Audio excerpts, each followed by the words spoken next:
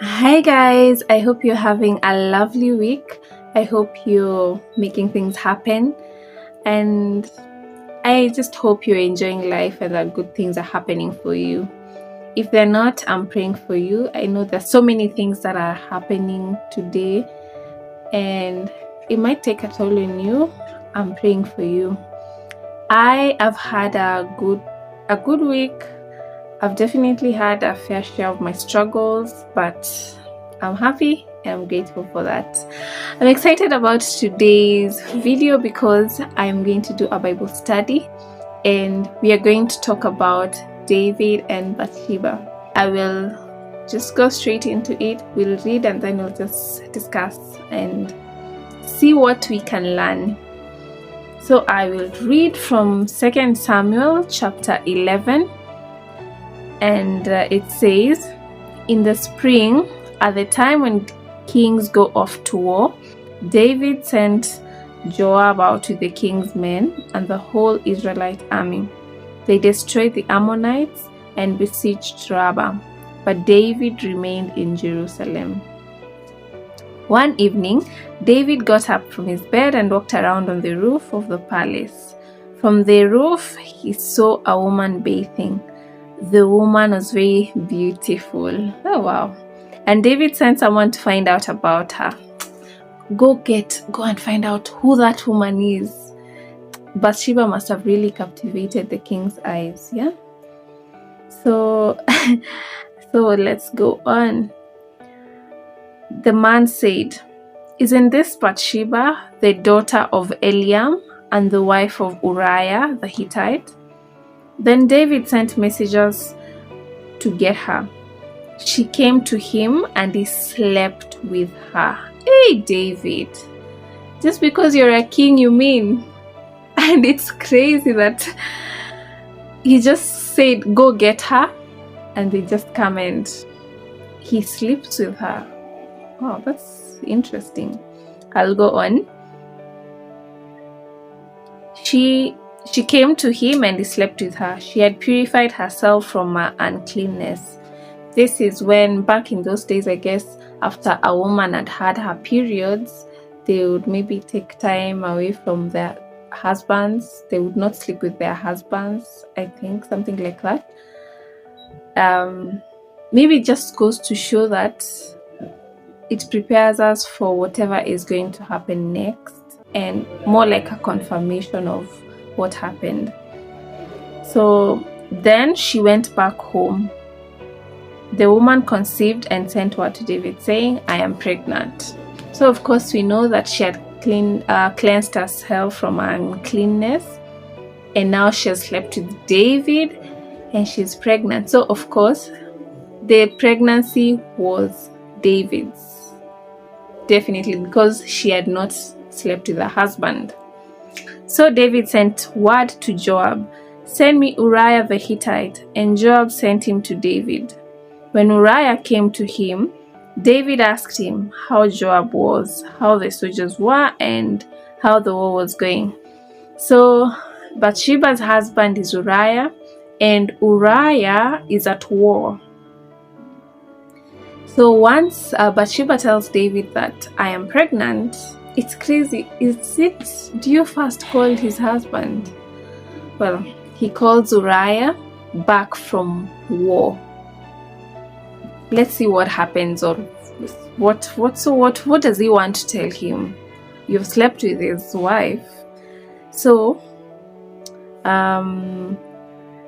then David said to Uriah, go down to your house and wash your feet. So Uriah left the palace, and a gift from the king was sent after him. But Uriah slept at the entrance to the palace with all his master's servants, and did not go down to his house. So David calls Uriah back from war, tells him to go to his house, and even sends gifts after him. But Uriah does not go. He sleeps at the servants' quarters. And when David was told that Uriah did not go home, he asked him, haven't you just come from a distance? Why didn't you go home? I mean, it's only normal. Uriah has been at war. It's been a long time. He has not seen his wife. They've not been together. It's only normal, and it's expected that the first place you will go is to see your family, to see your wife. But Uriah does not go. So the king is surprised. Why? Uriah said to David, "The ark and Israel and Judah are staying in tents, and my master Joab and my lord's men are camped in the open fields. How could I go to my house to eat and drink and lie with my wife? As surely as you live, I will not do such a thing." Uriah says, "I have left my fellow colleagues, my fellow soldiers at war. Even my master Joab is still there. Why is it that, why should I go at home, eat and drink like nothing is happening, sleep with my wife, while my fellow colleagues that are struggling, they're deprived? I mean, you know how wars can be. They're keeping watch." And this only shows that how Uriah's integrity was. He wanted to fulfill his responsibility as a soldier. So he said, because I'm not able to do that, I will stand with them in thought and in spirit, to know that I feel them, I know their struggles. That just because I'm able to come home doesn't mean I will enjoy all these things, but I will stand by you in thought and in spirit. I am with you. And as surely as you live, I will not do such a thing, David. I will not. Then David said to him, "Stay here one more day, and tomorrow I will send you back." So Uriah remained in Jerusalem that day and the next. At David's invitation, he ate and drank with him, and David made him drunk. But in the evening, Uriah went out to sleep on his mat among his master's servants. He did not go home. So David is still trying to find a way to make Uriah go back to his house. And I think what King David wanted was, he wanted Uriah to go back to his house so that he sleeps with his wife, so that the child, so that they say, "But you slept with your husband, that pregnancy is not mine." It's crazy that even in the olden days, even kings are afraid of pregnancies. I mean, well, wasn't his wife, but that was the intention. He wanted Uriah. He was basically incriminating Uriah after sleeping. And I think it's crazy that this was an attempt by David to cover up for what he had done, adultery. He shouldn't have slept with Bathsheba. So he even makes Uriah drunk, but even in his drunkenness, Uriah still does not go to his house. And I admire this kind of integrity, this kind of discipline, that even at his lowest moment, at his most vulnerable moment, Uriah sticks with what he stands for. So in the morning, David wrote a letter to Joab and sent it with Uriah. In it, he wrote, "Put Uriah in the front line where the fighting is fiercest. Then withdraw from him, so he will be struck down and die." So while Joab had the city under siege, he put Uriah at a place where he knew the strongest defenders were. When the men of the city came out and fought against Joab, some of the men in David's army fell. Moreover, Uriah the Hittite died. So Uriah has refused to go to his house. So David said, "Okay, you can go back to war." He writes a letter to Joab, the head of the army, and in it he tells Joab, "Put Uriah in the front line and make sure he dies." You know, the front line, the strongest soldiers stay at the front line.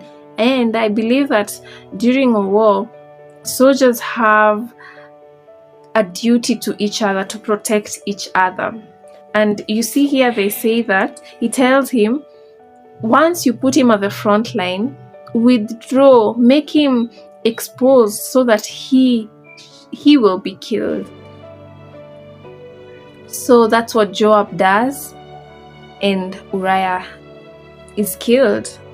And I'm wondering, why is it that Joab was not worried about what the particulars of this letter? Why did he just do it? I don't know. Then Joab sent David a full account of the battle. He instructed the messenger, when you have finished giving the king this account of the battle, the king's anger may flare up, and he may ask you, why did you get so close to the city to fight? Didn't you know they would shoot arrows from the wall? Who killed Abimelech, son of Jerubbaal? Didn't a woman throw an upper millstone on him from the wall so that he died in Thebez? Why did you get so close to the wall? If he asks you this, then say to him, also your servant Uriah the Hittite is dead. Wow, so Uriah is dead, and Joab sends a messenger to tell King David that whatever you instructed me to do, I have done it. And I think because he knows his master, he tells the messenger that he may be angry about the accounts that have happened. And I think this was also an attempt by Joab to hide his master's wrongdoings. He did not want the messenger to know that this was something that was arranged by David. So he tells him he might be angry, so tell him this is what happened. So Joab is playing accomplice. He is an accomplice to what David has done. Basically, murdering. Is an accomplice to murder. So the messenger sets out, and when he arrived, he told David everything Joab had sent him to say. The messenger said to David, the men overpowered us and came out against us in the open, but we drove them back to the entrance to the city gate. Then the archers shot arrows at your servants from the wall, and some of the king's men died. Moreover, your servant Uriah the Hittite died. So the messenger goes, delivers the message that Joab tells him, and it's such a desperate attempt to cover all that is happening. Tells him exactly what Joab has sent him to do. Tells him, we were overpowered. So David told the messenger, say this to Joab, don't let this upset you. The sword devours one as well as another. Press the attack against the city and destroy it. Say this to encourage Jacob. So once King David is told what has happened, he tells the messenger, go tell Joab that it's okay. People die in wars. Just to show that he is also burdened by the accounts of the war. So go and tell Joab that I'm so sorry, that he should be encouraged, that people die in war. It's the nature of war. So you see this kind of, they've just concealed. No one knows. The messenger wouldn't even tell that David is in fact the one who killed Uriah. Go and tell him it's okay. That's the nature of war. Hey, such a desperate attempt. Okay, I'll continue. So when Uriah's wife heard that her husband was dead, she mourned for him. After the time of mourning was over, David had her brought to his house, and she became his wife and bore him a son. That's crazy. So Uriah is dead. Bathsheba hears about it, and she mourns for him.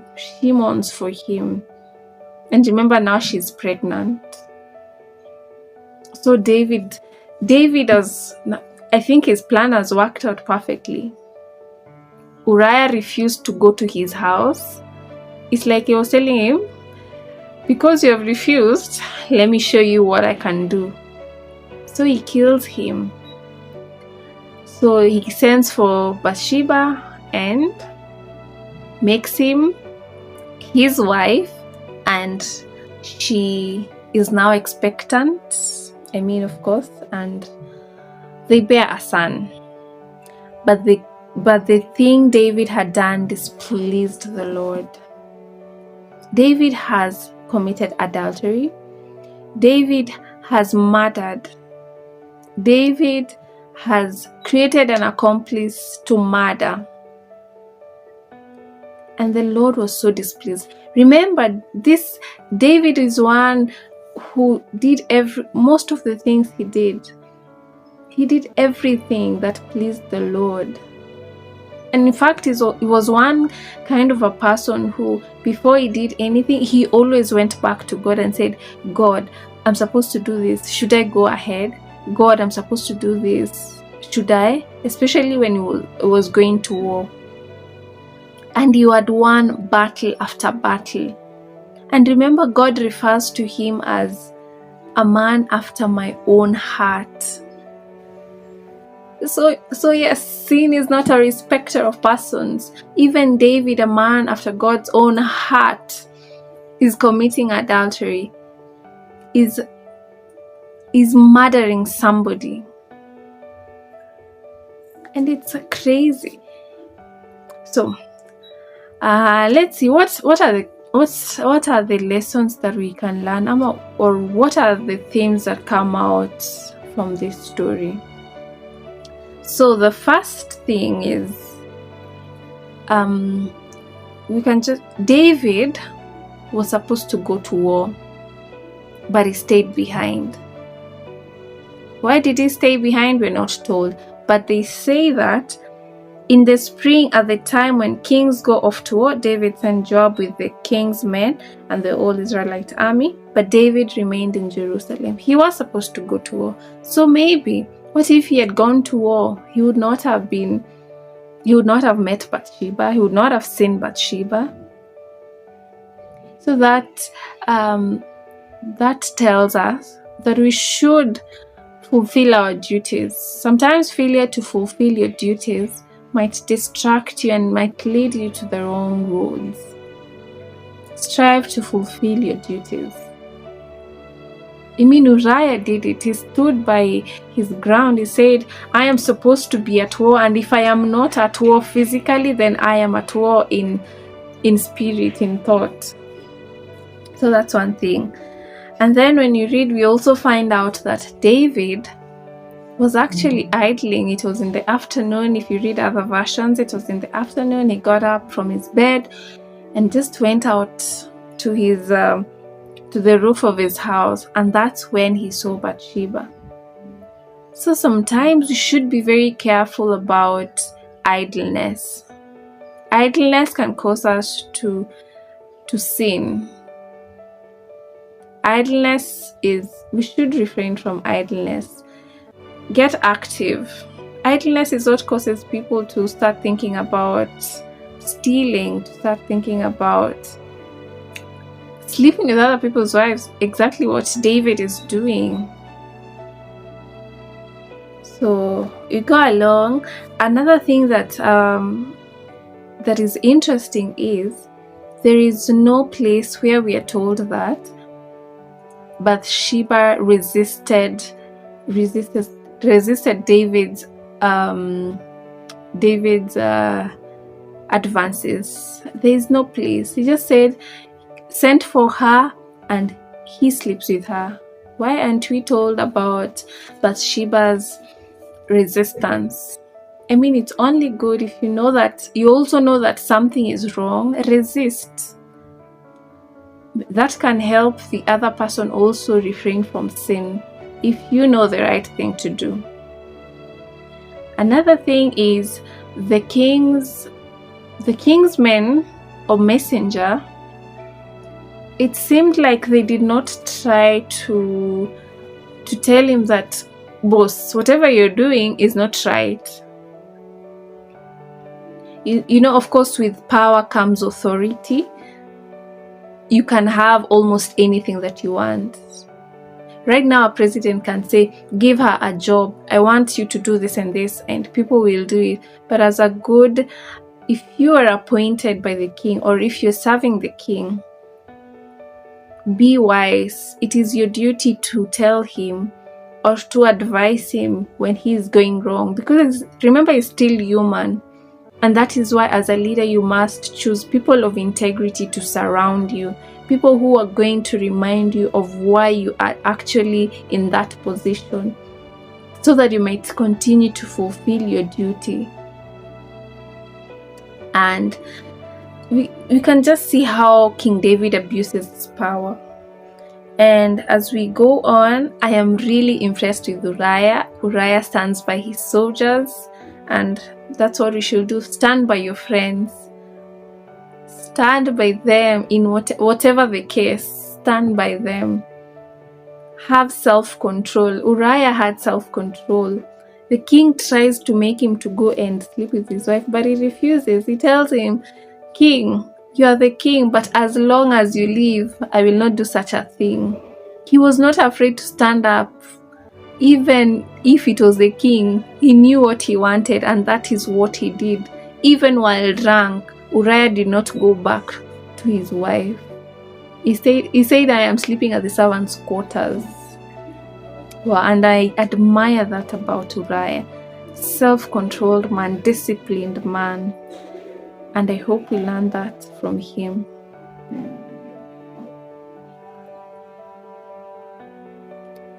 Something else is, I think David had so many opportunities to come clean and to repent. This was one of them, I believe. I believe at this point he has already done what he has done. Bathsheba is pregnant and Uriah is here. I think what he should have done is say, "I have done a bad thing, Uriah, forgive me." And then whatever gifts he sent now would be a gift to say, "I am sorry," not gifts to cover up for his actions. This was a time for David to actually repent. And maybe if you go back a little, he had another chance of not going to sleep with Bathsheba. When the messenger told him that this is Uriah's husband, that is when he should have come to his senses and said, oh goodness, this is another man's wife. Stop it. What am I thinking? Stop. And God has given us that ability. He gives us chances to repent, to refrain from sin. That was a chance for David to not sleep with Bathsheba once he heard that this is another man's wife. And if he knew the right things, he said, okay, she's beautiful, but out of bounds. And this was another time.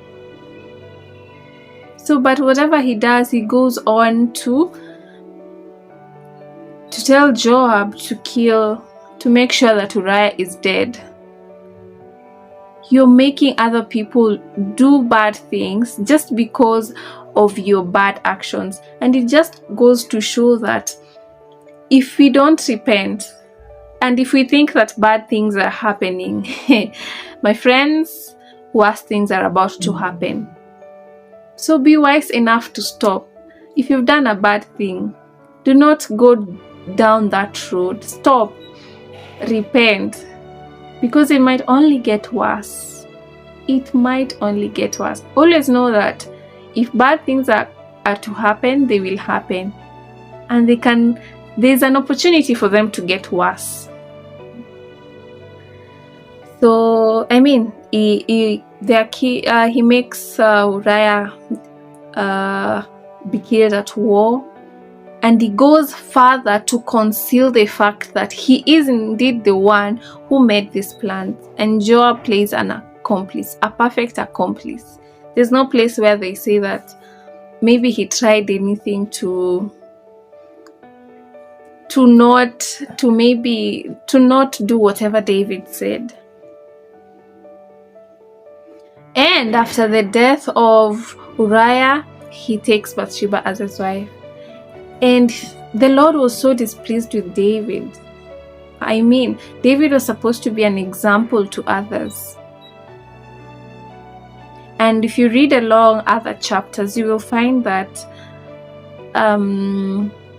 Nathan, I think he was a prophet, I think, he's the one who confronted David of this act. And again, I'm sure there was a period here when still David would have come clean and said, oh God, I've taken Bathsheba as my wife. I know she's not meant to be mine. I killed his husband. Oh God, forgive me. But David waits for Nathan to come and confront him. And Nathan tells him, because you've done such a displeasing act, you will be punished. This child that Bathsheba will have, this child that you're having will surely die. I think actually they had already had the son. Yeah, I think they'd already had the son. Yeah, because he becomes ill and finally dies. But during this time, after Nathan confronts David, that is when he starts repenting and fasting. But still, God says, you have still done a bad thing and you have to bear the consequences.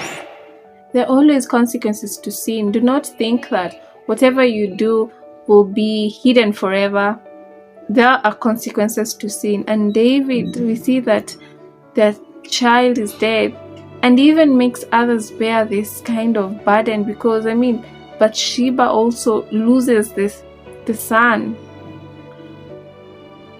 So you see, sometimes if we do not stop sin, we are also affected in one way or another.